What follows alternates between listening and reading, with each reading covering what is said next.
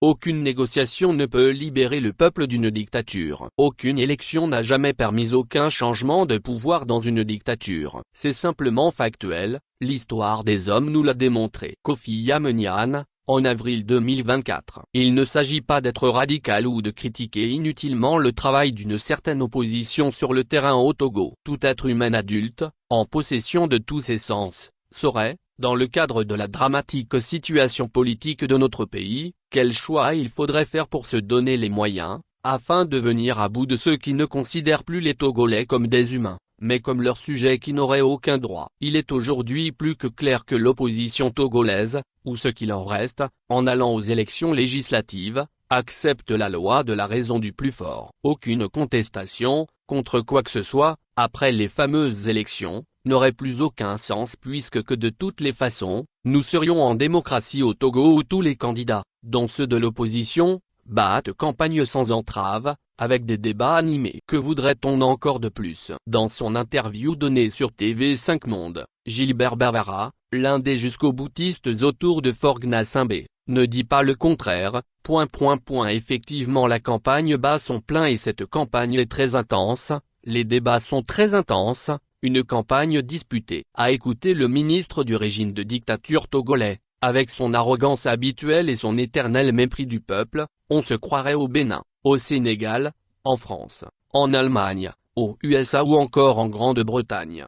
Des pays où l'alternance est une réalité. Le comportement de ceux qui se disent aujourd'hui de l'opposition au Togo, et qui ont décidé d'aller à ces élections, apporte bien sûr de l'eau au moulin d'un Gilbert Bavara, toujours prêt à débiter des balivernes à dormir debout pour le maintien de sa clique de malfaiteurs au pouvoir.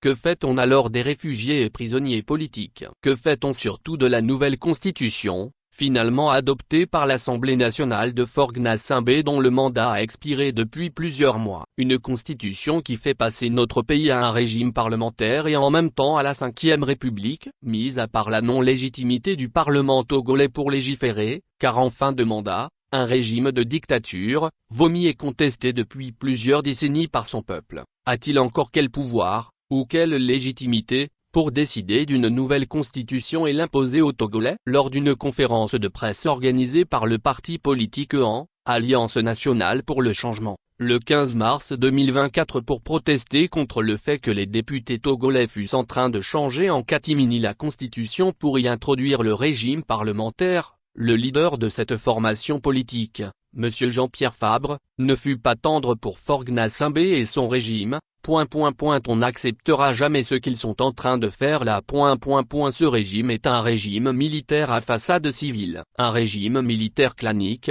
tribal à façade civile. Un régime adossé à l'armée. Non, non, ils n'auront jamais l'accord des Togolais.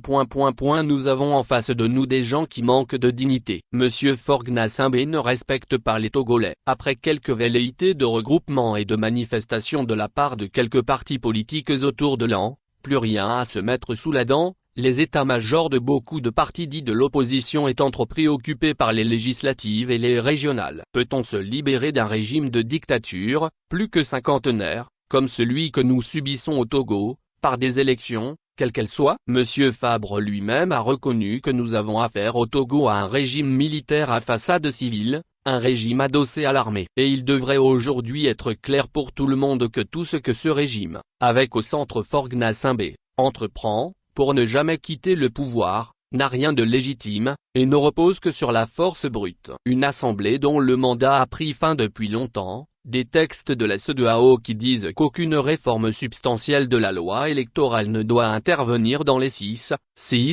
mois précédant les élections, sans le consentement d'une large majorité des acteurs politiques. Faure Gnassingbé s'en moque et préfère le passage en force, vaille que vaille, comme il est arrivé au pouvoir en 2005. Et c'est par des élections législatives qu'une certaine opposition togolaise croit le faire quitter le pouvoir. En pays thème il y a un dicton populaire qui stipule, avant qu'une chèvre n'arrache des mains d'une personne un morceau de manioc, c'est qu'elle a remarqué que cette personne se trouve dans un état de faiblesse ou de léthargie. En d'autres termes, si l'opposition togolaise était vraiment soudée, parlait d'une voix, et avait un objectif clair et précis, si les uns et les autres au sein de cette opposition, n'avaient pas leurs agendas privés et égoïstes, elle devrait savoir que les élections ne sont pas, Dans la situation togolaise, la solution, et le pouvoir d'en face réfléchirait par deux fois avant de poser des actes qui vont contre les intérêts du peuple. Nous évoquions tantôt le problème des prisonniers et des exilés politiques. Supposons qu'après le passage en force de Faure Gnassingbé pour imposer sa constitution taillée à sa mesure pour un règne éternel, supposons qu'après les fameuses élections législatives et régionales,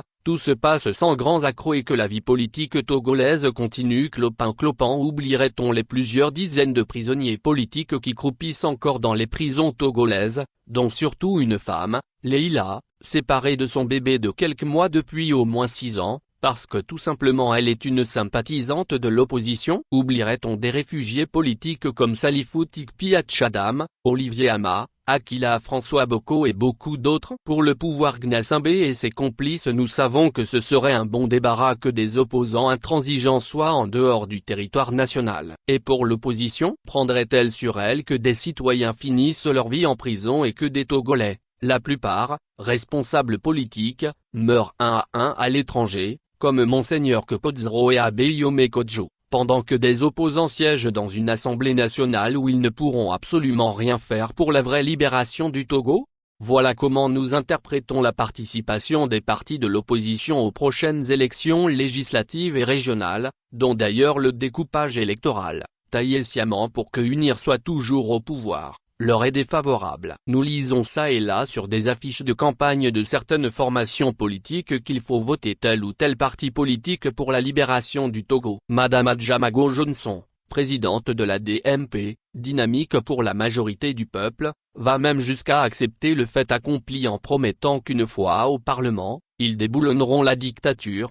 Donnez-nous ces moyens-là, dès qu'on arrive à l'Assemblée, ce qu'ils croient avoir fait contre nous, nous allons le défaire.